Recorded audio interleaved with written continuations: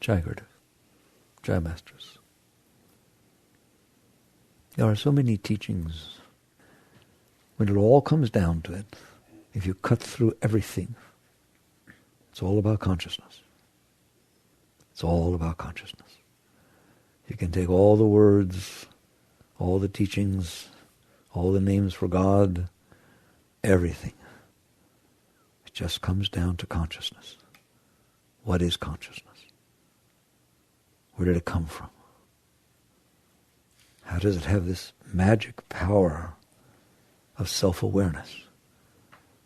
You know that you're there. Nobody has to teach you that. It's not learning in your mind. You are there. You are aware. That's it. That's everything. There is no other practice.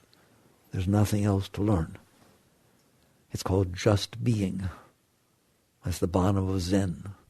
Just being. What do you mean just being? Just being who you are. The one who's there. I am here. I am aware that I'm here. How do you know that you know? Because I am that I am. That's how God answered it when Moses asked him, what's your name? I am that I am. That's consciousness talking. The piano does not know that it is.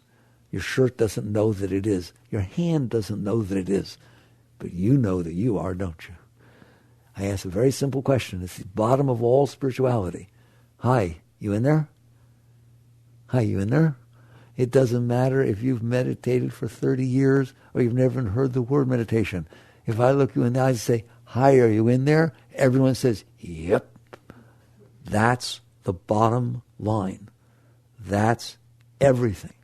That's why people say spirituality takes so long and it's so hard. No, it's as hard as saying, yes, I'm in there. You are conscious. You are aware. You're a self-aware being. That's easy. You're already that. Then what's the problem? If that's true, and I'm going to go to the end of the talk in the beginning now, just, you don't have to believe me, you just listen to me. You will find out someday, if you go deep enough, that consciousness is what they mean by God. That when God said, the Bible says, I was in the beginning before all else is created, and I will be in the end after all else falls away. I am that which is. That's awareness of being is the source of the universe. Your consciousness is something very, very special. When it says in the Bible, man was created in the image of God. Please don't give God 2 arms and 2 legs and long hair. Don't do that. That's saying God was created in the image of man. It didn't say that. It said man is created in the image of God. It's talking about your consciousness. You are aware. You're a self-aware being. You are aware that you are aware. That's what was in the beginning. That which was aware that it was aware that it existed. And out of that, all else was created. And someday, you will come to see that. What's fascinating in the age you live in is if I said that to you 1,000 years ago, you'd look at me like, I guess I got to believe him or not. It'd all be about belief or not. But you sent your scientists out there. For thousands and thousands of years, you sent the most brilliant people in all of your cultures, didn't you? Out there to say, what's out there? What's out there? What is a tambourine? What is a floor? What is the sky? What is out there? And so far, what they've come back to tell you is the most amazing thing, but not amazing to one who understands what I just said. In fact, they're not quite done yet, but they're very close. They came back and said, it's not what it seems to be, Aristotle. I mean, I know you're trying to figure this stuff out, but it's not even there like you see it. It's really, there's these elemental particles, they called atoms. That's as far down as they went. It's just these dots, these little dots that are put together, and they're put together in ways that they look like this. That's what the scientists came back and said, didn't they? That it's all atoms. And then they figured out how many types of atoms there were. There are not that many types of atoms. Right? I think that the periodic table, did you know that? I know you go to chemistry and you freak when you see the periodic table. They should start it much more gentle. They should say it the way I just said.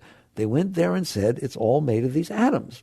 Well, how many types of atoms does it take to make the whole universe? They're not talking about what's in this room. They're talking about the galaxies and the quasars and everything are all made of the same atoms. Well, how many types? That's what your periodic table is. Well, that's not that many.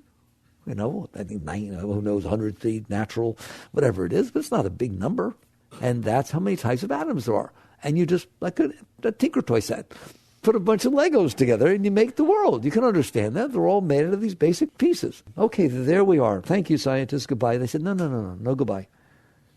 What are the atoms made of? What do you mean? They are what are called elemental particles. That means they're not made of anything. They are what the universe is made of. They're God. They're the beginning. That's all. It was made of that. Well, that's not what they found out, did they? They went down further and looked in there and said, well, it's not really made of atoms. It's made of electrons, neutrons, and protons. Wow, that was a great breakthrough, that the atoms really are not the elemental particle, that the electron, neutrons, and protons. See, like it's science class. It doesn't have anything to do with belief. It has to do with understanding truth. And the truth is, we're now down to electrons, neutrons, and protons. I don't know what year we were in, late 1800s, who the heck knows, when we were at that level, probably even before that. But fine, so that's it. Those are the elemental particles. So now we don't have to have the periodic table. I don't have to memorize, 97 or 103 types of atoms. I just electron, neutron, proton, right? There we are. That's all there is. That's what they said. That's all there is.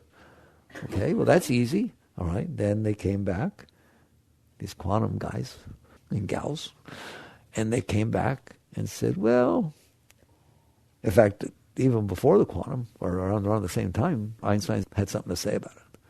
And that's when you really come down to what I'm talking about, why that belongs in this temple, the discussion. Einstein said, well, you think there's electrons, neutrons, and protons, and those are the basis of all matter, but the truth of the matter is there is no matter. You believe there's matter, and then there's energy that moves it. There's not. What you see as matter is just a temporary state of energy, and that there's really nothing there that's physical. Nothing. There is no physical world. There's just energy. Energy, power. There's just power. You know what energy is? You can't see energy, can't taste energy. The sense has nothing to do with it. It's just power. It's power, force. It's force field, like magnetism. Not the magnets, those are physical. But magnetism is a power. You got it? Everyone understands E equals MC squared. But they don't understand what the heck that man figured out. What E equals MC squared means is there's no matter. It's really energy. And not just that all what you see as matter is really just energy, but I'll tell you how much energy there is in every single part of a matter. E equals MC squared. So it's really telling you, it's not a formula for building an atomic bomb. I mean, it is. But it's a formula for telling you nothing's out there. It's not out there the way you see it. All out there, and these are scientists talking to you, not spiritualists, not alchemists. Your scientists are telling you what is out there in this world, and therefore what it was created from, is a force field, not matter. There is no matter. Energy is matter, and matter is energy, and the difference is just a temporary state. Those were Einstein's exact words. Do you understand how important that is? Yogis, and I'll tell you how they knew this thousands and thousands and thousands of years ago, said that. Well, there's nothing out there. There's Chit Shakti. It's the word they use. They use the word energy. Chit Shakti. Literally, go back to the Upanishads. Thousands and thousands of years ago, way before any of these scientists, anything. And what you will see is it will tell you that the universe is made of Chit Shakti. All right, what is that? Conscious energy. Conscious energy. Not consciousness and energy. Conscious energy, Chit Shakti, the force field that is creating this is just as aware of itself as you are aware of yourself. Now you have the creator. You understand that, all right?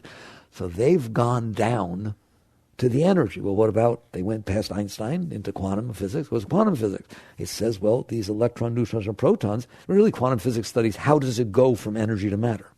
Fair enough, right? We're scientists, we don't accept anything, right? So yes, we understand now E equals MC squared. How does it do that? How does that temporary state take place? Really, if you understand quantum physics, it's a good starting point if you think you know nothing, right? It literally went further down to say, how does it go from nothing to something? How does it go from an energy field to start to make itself into matter? And then you hear the words you've heard, right? That out of the energy field, these quarks and these particles, subatomic particles pop out, quarks, leptons, bosons. They pop out of the field, and then laws, the four fundamental force, put them together, and they end up making electron, neutron, proton, which makes atoms, which makes you guys. So everyone, Chinese scientists, Russian scientists, American scientists, everyone, all of them, all agree. It's called the standard model of physics, that there's nothing down there but an energy field. And magically out of that energy field emits creation. And that's exactly what the Upanishads said. That God at the same time, Brahma at the same time, is manifest and unmanifest. At the same time. Well, that is exactly what your scientists are saying. Unmanifest meaning formless. You understand? That's literally, if you go back to the Upanishads and study Brahma, the creator of creation, as they put it, the main characteristic they will say it is formless, without differentiation, without qualities. And from this, everything is emitted.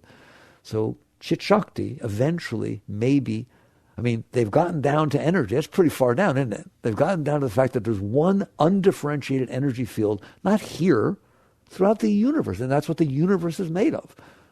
Einstein's time-space continuum is made of this undifferentiated energy field. And out of it comes form. So I don't know why you play on with form, because it came out of this field.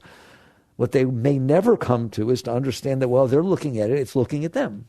So if it's not good to try to have your mind contemplate or conceive that which is beyond your mind, but you came very close. If you want to use the word God, just go down to the quantum field. There, you can do that. You're scientists. I'm not believing anything now. There it is, throughout the whole universe, evenly throughout the whole universe. Go to the farthest stretches of the galaxies. They're all made out of the quantum field.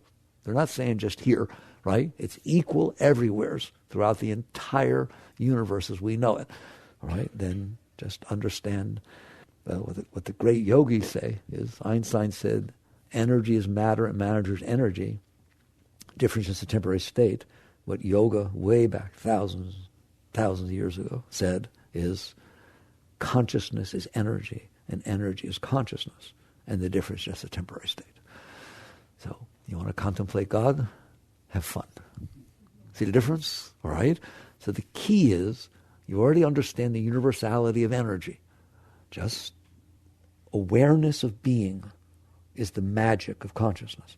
If the whole universe were here, but there was no consciousness, it would be meaningless.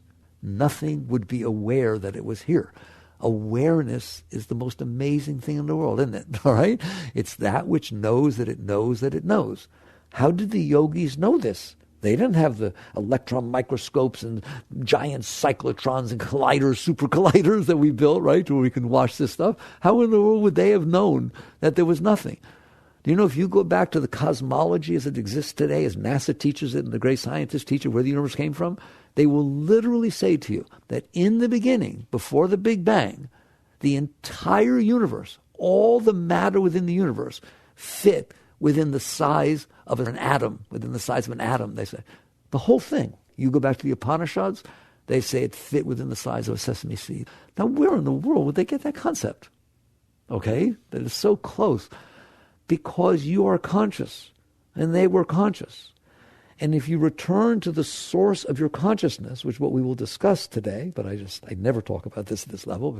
Let's lay it out. You should at least have the understanding of what's being said, all right? So if you return to the seat of your consciousness, since you are conscious, and explore the nature of consciousness, guess what you're going to find out? That the source of your being is the exact same consciousness that is creating and has created the entire universe. That there's only one consciousness, and that is the consciousness that is looking out through your awareness. And so awareness is awareness, like dropping you drop a drop of water into the ocean. Find it. Go on, find it. You can't. It's of the same essence. So the great ones, the great masters, the great ones, the truly great, a lot of people run around and talk about their masters of something. I'm talking about, even people use the word enlightened beings. I beg you all to never use it. Do you understand that? If you want to say I had an enlightening experience, you're welcome to say I had an enlightening experience. But don't you dare ever say you are an enlightened being. Why? When that drop falls into the water and it is never to be found again, that's an enlightened being. That's what Christ meant when he said, my Father and I are one. My Father and I are one. There's a paragraph at the end of James, in the Bible, I'm not quoting the Bible, where he's praying to God. It's before they take him away, and he said, may they know the magic of oneness as I have known the oneness in thee. May they be one in me as I am one in thee. He uses oneness about 8 times. That's the merger. That's where Buddha went. That's nirvana. That's where the great mystic Sufis went of the Muslim tradition, Islam. And that's where the Kabbalah speaks of. All the great traditions actually have their foundation in the fact that man is created in the image of God. And because of that, you are capable of experiencing way more than what you're capable of thinking about. So again, I sort of asked you, how did the yogis write this? Where did that come from? All right? Because when you return to the source of your being, you're returning to the source of all being. You're returning to the source itself. That's why the Buddhists capitalize the word S when they write source. I love when people come to me and people teach that Zen is atheistic and agnostic and so on. It is not. Even Zen people say it is. No, it's not. You understand that? The fact that they don't use the word God is for the same reason that ancient rebbes of the Jewish tradition that studied the Kabbalah and went deep wouldn't write the word God. They'd write G_D. It was blasphemous. You're not even allowed to. In fact, they wouldn't even say the word God. They made up names for God that have nothing to do with God so that they weren't saying the name of God, like Hashem. If you study the tradition, it's so beautiful to see it because they knew they could not understand that which is beyond them, right? And they didn't want to belittle it by bringing it down to the human mind. That's exactly what Zen does. It says, don't think about it. Don't you dare go into your mind and try to think about what's beyond your mind. There's a line in the third Zen patriarch, to use the discriminating mind, to understand the undifferentiated mind is the greatest folly. That doesn't mean you don't understand there's something beyond. It's just you're not bringing the beyond down to you. You're going to the beyond. So most of you will never study in these traditions, but if you do, keep in mind what I just told you, right? And if you never see the word God in Zen, it doesn't mean it's atheistic, right? Where they end up is the same nirvana, is the same Christ heaven, is the same oneness. Not that they normally do. It's a very rare state. Do you understand that? It's a very rare state that total merger takes place and remains. In Zen, they make a differentiation. They call it satori. That means you have a momentary experience. They have momentary experiences, all right? The great ones, it's a permanent state of being. Christ didn't come and go. Buddha didn't come and go. The great masters didn't come and go. Mayor Baba said, the first time I fell into that state, it was like a drop of water falling to the ocean. You want to study great masters? Say Mayor Baba. But the net result is, we're discussing the fact that the foundation of you, and we're going to talk all about you. The foundation of you is the same as the foundation of the universe. It's very deep. That's why the great ones, the great yogis, the Upanishads, the Vedas, the different great teachings were able to teach what they taught because they went there and they just described the merger. Yoga means union. Did you know that? Yoga doesn't mean asanas. Yoga doesn't mean meditation. Yoga doesn't mean gurus. The word yoga in Sanskrit means union. Exactly the union we just talked about. That is the entire pinnacle and purpose of yoga. All right? Is how, for your consciousness, the individual consciousness, they call it the Atman, can return to Paramatman. There's all these mystical words. You hear me? All right? The individual soul into the oversoul. Right? Don't get weird about it. It merely means there is only one consciousness. So why don't I feel that? Now let's go there. That's what I discuss with you all the time, and I don't usually lay this groundwork for you. Why don't I feel that? I don't feel the oneness with the whole universe, all right? Why do I feel what I feel? Yes, I'm in here. I am aware that I'm here. I certainly feel that. There's no question I'm in here. Because you who are conscious, there's a quality of consciousness, which is, it is conscious. Of what? That's the key. You're conscious of what? Your consciousness is capable of being aware of something, isn't it? There's consciousness, there's an object of consciousness. If you hold your hand in front of your face, you are now aware of your hand. If you take it down, you're aware of something else. You're aware of whatever your consciousness is focused on. Pretty straightforward, right? You see what you see. You hear what you hear. Whatever comes into your consciousness becomes aware of. Very good. That's perfectly normal. What's happening is consciousness has the ability to focus, to pay attention. All these words we use. I got distracted. I'm paying attention. What does that mean, I'm paying attention? I am bringing my consciousness to focus on a given thing. I was paying attention to what she was saying. What does it mean? I wasn't conscious of anything else. I was focusing. Yes, can you focus your awareness and consciousness? That's paying attention. I got distracted. What does that mean? Well, I was paying attention, but some other object of consciousness caught my attention, and therefore my attention went over there. Did I describe distracted well for you? We all have ADD. We get distracted. All of these words are very spiritual. We're just not aware of who we are, therefore not paying attention to what it's like to be us. I'm going to talk for the rest of the time about what it's like to be you. I don't even know you. It doesn't matter. I know you. I know you. It is exactly the same for all of us.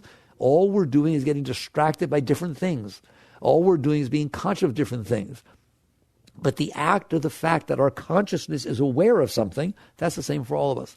The act of the fact that the consciousness can concentrate on something one-pointed focus of consciousness. What does that mean? Nothing. It just means me, the aware being, is only aware of one object.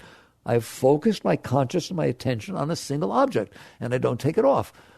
All right? So what's our normal state? Our normal state is we are always conscious. Do you understand that? You are always conscious of something. When you're knocked unconscious, you come back and tell me what it was like in there. Oh my God, I started getting dizzy and then I saw this light, right? I went to this tunnel and I went, oh, well, very interesting. Who did? Me. Is it the same you?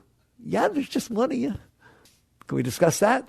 There's just one of you in there. When you go to sleep, do you dream? Sometimes you dream. Was that you? Was it you who saw your dream? You, right there. Hi, you in there? Did you see your dream? Yes. You woke up and you said, I dreamt. How do you know? Because I'm the one who experienced it. You could go to sleep and be a different gender. You could be, a man's a woman, a woman's a man. You could be old, you could be young, you could be dead. I died in my dream. What are you doing back here? How can you tell me about it? It was unbelievable. You mean you actually know what it was like to die? You had the experience? Yes. Who did? You did. The same exact you that's looking through these eyes had that experience. Did you not? You're in there. You're always conscious. So the question doesn't become, are you conscious? You are conscious. What are you conscious of? And what you're going to see is that the reason it gets so confusing is that there are a number of objects that you are conscious of. There is this world out there. It keeps moving and changing and shifting around. You are conscious of the part that's in front of you. It draws your attention, doesn't it? Basically, your consciousness gets pulled, your attention, I started this conversation by saying it's all about consciousness. I just showed you, although you don't know it yet, but you will someday perhaps, hopefully, that the whole universe is about consciousness, all right? When I say it's all about consciousness, that's a big all. Now I'm saying your entire life is about consciousness, isn't it? Let's say make that statement. Your entire life is about consciousness. Something you are not conscious of has absolutely no influence on your life. If you were never conscious of it in any way, shape, or form, I'm telling you, it had no influence on your life. And that which you were the most conscious of, that you paid full attention to, had the most influence on your life. Because you are the consciousness. So unless it is coming into your consciousness, to your awareness, it's meaningless. Therefore, consciousness is everything. And no one will talk to you like this. You go to school, they don't even use the word consciousness. It's just hilarious. All they're doing is teaching you the objects. They teach you about the world. They teach you about your mind. They teach you about your emotions. Fine. Those are things you are conscious of. Who am I? Who am I who is conscious of these things? And so what you're going to find out is that you're in there. You already know that. And there's a world passing in front of you. And you are conscious of it. Very good. And there is also a mind inside of you. Not outside, inside. And it has lots of thoughts, doesn't it? And you're conscious of those. How many of you are conscious of your thoughts? You are conscious of your thoughts. Is it the same awareness of being who, when you look out through your eyes, you see what's there, you see it. When you dream, you see your dream, that knows that you're having thoughts. You can have them simultaneously. You probably are right now. You're listening to me, you're looking outside, and you're disagreeing. I mean, you're agreeing or disagreeing and thinking about what maybe you go somewhere later. And, oh, I know you guys. I got your number. It is the same consciousness that is aware of all of this. And then the thoughts go about their business. I differentiate thoughts from emotions. I hope you do too. I hope you're conscious enough to differentiate thoughts from emotions, right? Well, I'm telling you, I'm really weird. I differentiate sight from sound and taste from hearing. How about you? I mean, they all come back in here eventually, but they're coming in through different portals. They're different. They're quite different. One's coming through the eyes and through the ears, through the tongue. They all come back to my consciousness. They all drop into, I'm aware of them, but they are different, are they not? Well, thoughts and emotions are more different than sight and sound. And I mean way more different. Thoughts talk to you. You should have said that. You know, oh my God, I can't believe you said, oh, does he like, no, don't talk, don't call him, don't call him. No, you'll be embarrassed. Don't do it, don't do it, don't get it. Anybody got any of those going on in there? They talk to you. They're thoughts. What you tend to think about is thoughts are, let's see, 15 times 3, but that, thoughts are things you create. Yes, you do. Let's call those voluntary thoughts, willful thoughts. Or should I take this road? No, let's see. This one's like, Google says this is 2.2 miles. How do I get over to that website? All right, come over. Those are thoughts. Those are what we call intellectual thoughts. Those are analytical thoughts. Those are you thinking. Those are you, your willful being inside, wanting to know something. And so you went to the computer and you typed something in, and the computer reacted and responded to a question you asked, to something you did, right? Then there's the time that you left the computer because you're busy doing something else, but the computer kept computing, right? Those are the involuntary thoughts, the personal thoughts, the ones that, as I just told you, oh, I shouldn't have said that, oh, I can't believe I did. And then it's talking about something that happened 10 years ago. If only I had not done that, oh my God, it'd be so different now. I do that. And you're trying to drive the car, have a relationship or something, right? You're in an intimate, beautiful moment with somebody and they're telling you how much they love you. And instead of feeling it or being there with it, your mind is saying, I'm going to get back. I got so hurt last time when Paul did that to me. No way. No. Yes or no? Anybody got that going on there? All right. That's when your mind is creating thoughts by itself.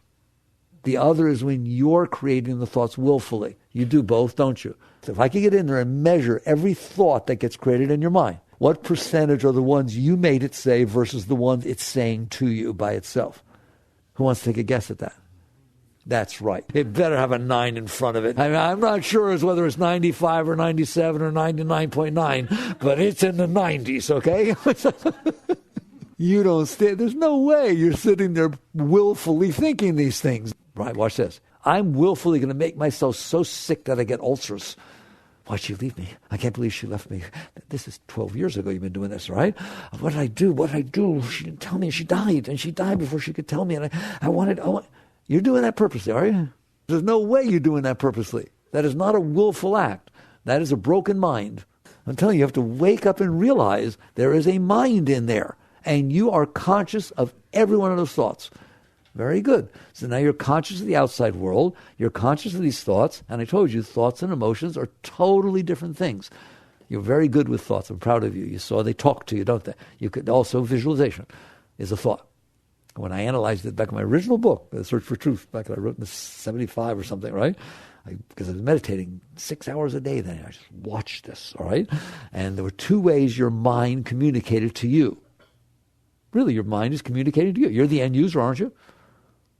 The mind doesn't use itself. You receive the messages from your mind, right? So it's like a computer. And it does it through voice, that voice in your head, and it does it through visualization. See a boat. You see it? Bigger. Queen Mary. There. Your mind has the ability to express itself verbally, vocally, and has the ability to express itself with graphics. It has the ability to create a graphic image, does it not? Right? You should see your mind as a computer. And so it has an LED flat screen in there, and it can create images, can't it? All right? And it does. And sometimes when it's talking, it creates the image. That's more right brain, left brain. That's how we talk about that. Whether your mind works more in analytical, verbal type situation, or your mind works more in the visual, artistic, that's what we mean left brain, right brain. It's just a mind. Okay, and it has the ability to express itself in these different ways. It's meaningless. What's meaningful is you. If you were not in there and the mind was doing this, who cares? There's nobody receiving it. Consciousness is the end user of all of this. It is what sees what's going on outside. It is what sees what's going on inside. So if the mind is verbal and visual, what are emotions? Feeling. That's why we call them feelings. When you say to somebody, my emotions are bothering me, it's the same as saying my feelings are bothering me. He hurt my feelings. I mean, he hurt your feelings. Where are your feelings? All right? Your feelings are vibrations. They are not thoughts. They are not either visual or verbal thoughts. They are, all I can call is vibrations, like music. Music itself with no lyrics is very different than poetry or reading a book. It's a vibration that comes in and you feel the vibration. You don't think it. They can be simultaneous. Usually they are. Usually you think something, you start to feel it. I remember what he did to me. All the emotions start, don't they? Or sometimes you feel something, this beautiful vibration. What's going on? Why do I feel so good? If I start thinking about it, doesn't it? Have I got your number? I told you I had your number, didn't I? All right? I know. Is there something I know? I know what it's like to live in there. You should know what it's like to live in there. The problem is it's overwhelming, isn't it? For a being who is not working on themselves, I want to call it spirituality, call it meditation, call it whatever you want. I call it working on yourself. That the consciousness has awakened, is aware that it's aware that it's aware, and it is aware that there are these objects coming in to it, distracting it. The outside world, the mind, the mental panorama, and the emotional. Those things are very distracting. Okay? Try to do some math when your boyfriend just dumped you. See how well it works. Decide that you have something very important to do. It's a TV show you want to watch, you always want to watch it, and it's 2 o'clock in the morning and the phone rings. Let's see you not answer it. Because you don't get calls at 2, so it's got to be something. You hear me? It will distract your attention to where you do not stand one chance of being able to ignore that message that's coming into your consciousness. So what's happening is our consciousness is getting pulled by all these different objects. That's like, if you get this, you're almost there. That's all that's happening, is a world is unfolding in front of you. A mental panorama is happening inside of you. We can explain where it comes from and why it does. I've talked about it before. Right now, you just know it's there, all right? And it's doing its thing. And then these emotions are being stirred up, aren't they? And something from the outside world, you are to see your mind as a computer. You're to see your emotions as a lake. I literally almost cry when I talk to you this way, because I beg that you pay attention, right? What do you mean a lake? It can be still, at peace, serene, calm, content. Therefore, it does not distract your consciousness. Therefore, your consciousness is able to remain in the seat of self. Now, you understand what seat of self means. Oh, that's a big Buddhist word or something, right? What is the seat of self? You, where you're conscious from. How's that? The other is what you're conscious of. You're in there somewhere, aren't you? Where? In the seat of self. Okay? You are sitting on the couch watching the TV show. The TV show has pulled your consciousness away from the couch and into the TV, correct? You're still sitting on the couch. So if I'm talking to you, all of a sudden the master of ceremonies inside the TV. First I'm saying, here's Beyonce, and they're coming here, and this is happening, and all of a sudden I say, hey, you on the couch. At first you don't know what I'm talking about. I'm going to start talking to you. But the thing, do you see me? Yeah. Where do you see me from? There is a place you're seeing him from, isn't there? You're sitting on the couch watching the TV, but you forgot completely because you're absorbed in the TV. You are sitting on the inner couch, the seat of self, the awareness of being, watching the thoughts, feeling the emotions, and being aware of this outer panorama, the movie outside that's passing before you. You are so lost in those three. The combination, you can be lost in any one. An emotion can get so strong that you never come back. That you become so fixated, you become catatonic, that some child sees some terrible thing happen to their parents, something like that, right? They don't come back. They get lost in that emotion. All of their consciousness is pulled into that. You can get so lost in the depressed mind that you don't come back. You're going about your business, everything's fine, somebody dies, something happens, somebody dumps you. 5 years later, where are you? Where's that joyful, bubbly person? Where's my friend? Oh, it's just a thought pattern. It's just a place inside. One of many places inside. The place that you used to be is still there, but you're not paying attention to it. You're paying attention to this particular vibration of emotion or of thought patterns. Don't you get lost in your thoughts? Better watch which ones you're getting lost in. I am telling you, you're happily married, you're having a wonderful relationship, and all of a sudden you watch a movie about somebody that was having a wonderful relationship and then met their soulmate, and it wasn't the one they were married to, but they never thought about that before, and all of a sudden their life blossoms into something much more beautiful. Careful. Careful. Don't watch that movie. Okay? Because your mind will start to think, won't it? You'll say, well, what if that's true of me? Well, how will I know? I mean, I was happy. I thought I was happy. Come on. Who's willing to admit it? Those thoughts are dangerous. They got to have a skull and crossbone on them, all right? You can get lost in your thoughts, can't you? Where are they going to take you? Guess what? I learned a long time ago, I don't want to be around to find out. I ain't going on that ride, okay? They're just thoughts.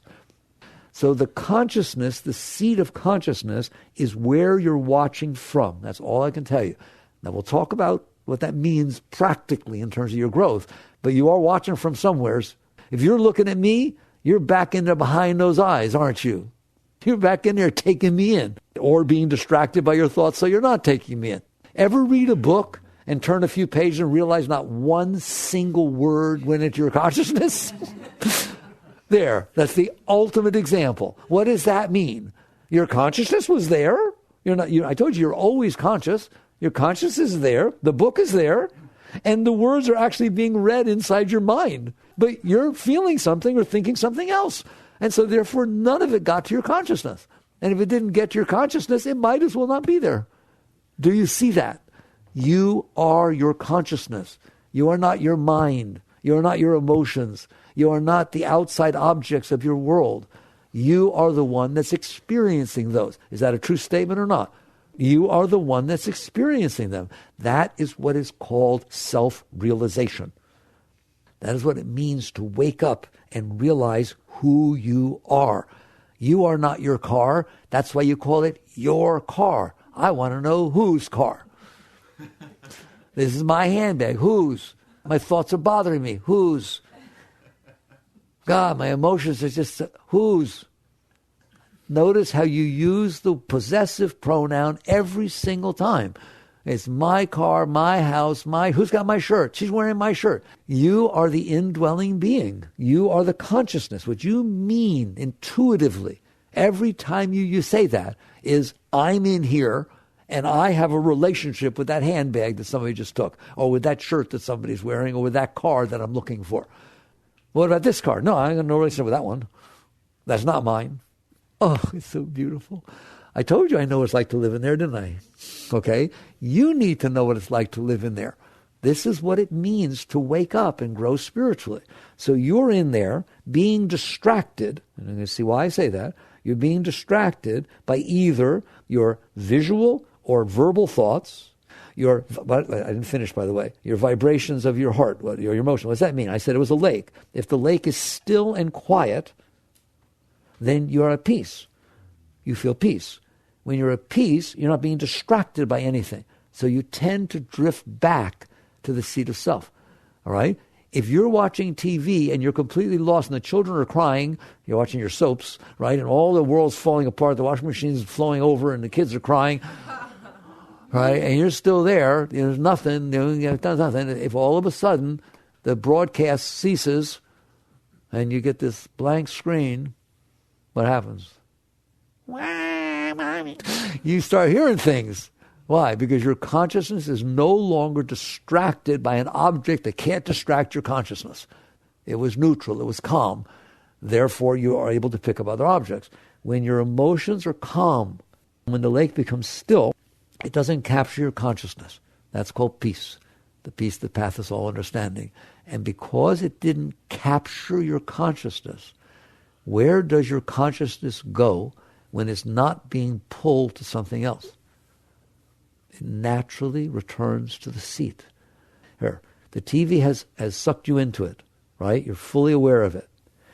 How long does it take from the time I turn the TV off till you realize you're sitting on a couch and we're watching TV? That's why they say that's what enlightenment takes. Doesn't take years, doesn't take lifetimes.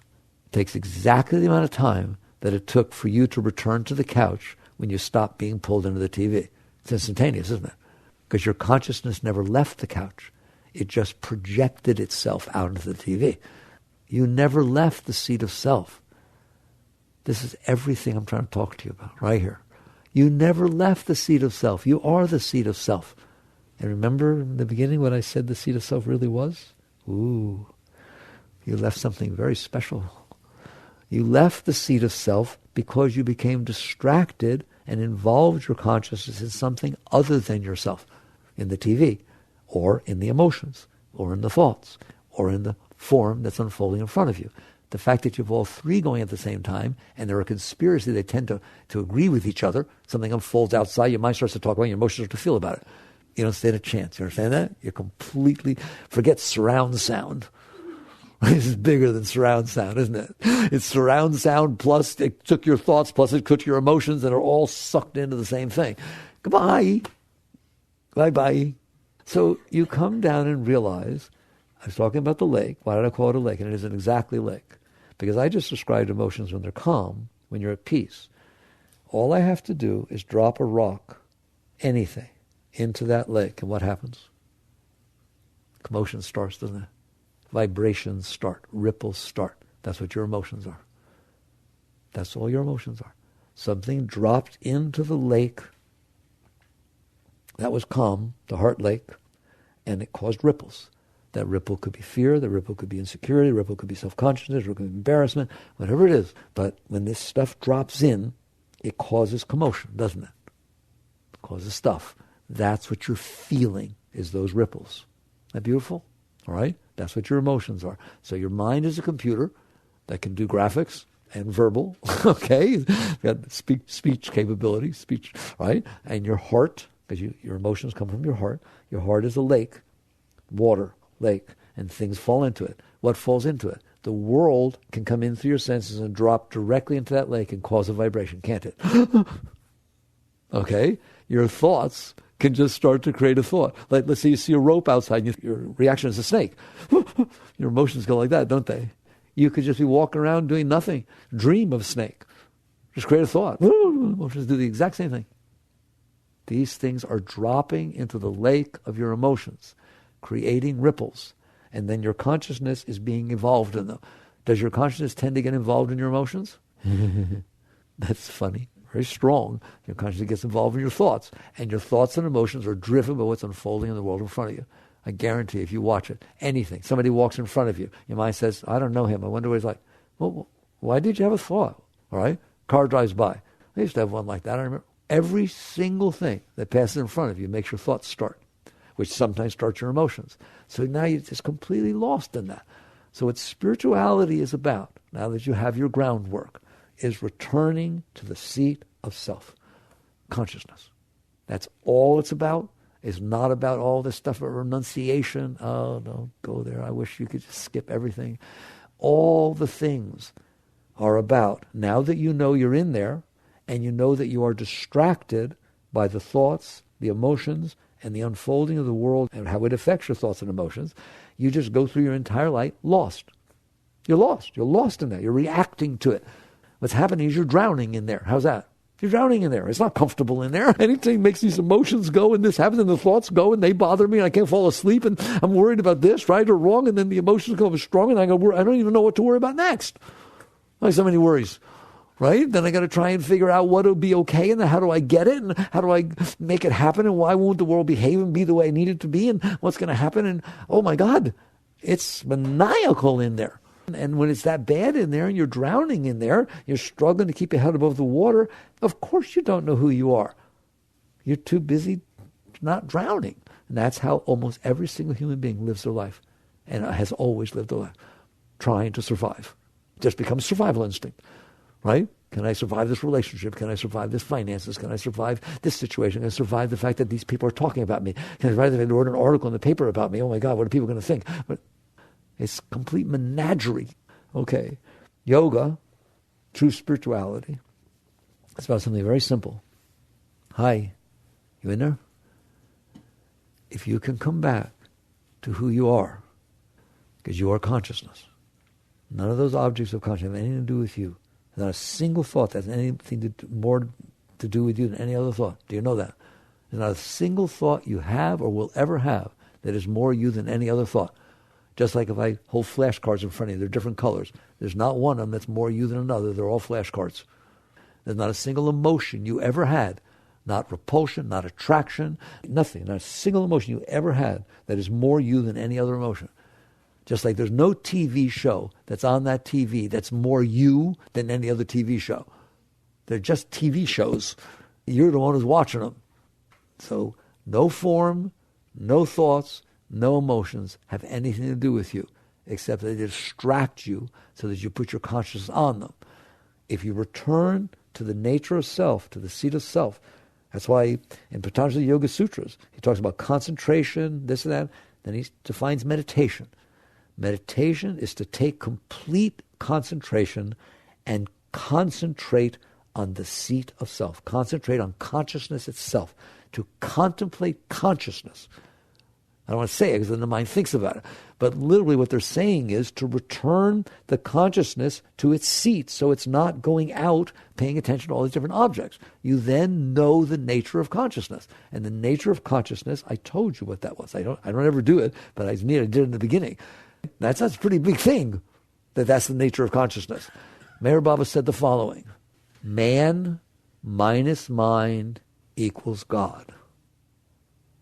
In other words, if you are not being distracted by your mind, then you're not being distracted. And you return to the nature of your being, your Buddha nature. I can combine all the religions, traditions together now. You understand that, all right? That is your Buddha nature, the nature of your being. So they're talking about. If you return to that nature, you're going to find out the source of your consciousness is the source of creation, is the source of the universe. Again, when they asked Christ, they asked him, this kingdom, you talk about this kingdom where there's peace beyond all understanding, where you can be one with God and you can, et cetera, et cetera. Where is this kingdom? He said, the kingdom is within you. Literally. It's within. Hi, you in there? It's within you. That's the exact same thing Buddha said, isn't it? All of them said the same thing, the great ones, right? What you are, you, the awareness of being, consciousness itself, is the essence of creation, is the essence of the universe. It is universal, and you can merge with that. There's a chapter in the Autobiography of a Yogi called My Experience in Cosmic Consciousness. If you don't read the book, you should at least read that. And he just describes, my consciousness and awareness of being used to be inside of a limited body. Now the galaxies are my body. I feel myself expanding out at the speed of light in all directions. My Father and I are one. All right? So we went a long way today, didn't we? Okay? That is what yoga is to return to the source. And to return to the source of your being happens to return to the source of all being. And that's the end. I'm going to stop with this one. Right? Not only, I called it Chit Shakti. That is the nature of your being. Chit Shakti. Conscious energy. You are conscious and you have power in there, don't you? You can create thoughts. You can do all kinds of things. You're a very powerful being. Your will, that's your will. Chit Shakti. Consciousness is power.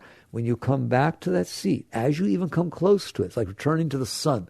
What happens when you start to get closer to the sun? It gets hot. Closer, hotter, right? As you get closer to the source of being, you are getting closer to the nature of God. You are literally getting closer to what is the nature of what was there before all else. This conscious, this energy that's aware of its being. What's it like? In yoga, we have a name for God. It's called Sat Chit Ananda. It means eternal, conscious ecstasy. That's the nature of what's there. Reveling in the ecstasy of its own being. It's not like nothing. It's everything. And they will teach you that it was that ecstatic state that wanted to express itself and created the whole universe as different aspects of its being. All right? You are something very, very great. And as you get closer to the seat of self, you will feel that joy. You will start to feel happier. First you'll say, I'm happier than I used to be. I feel more joy. I feel more love.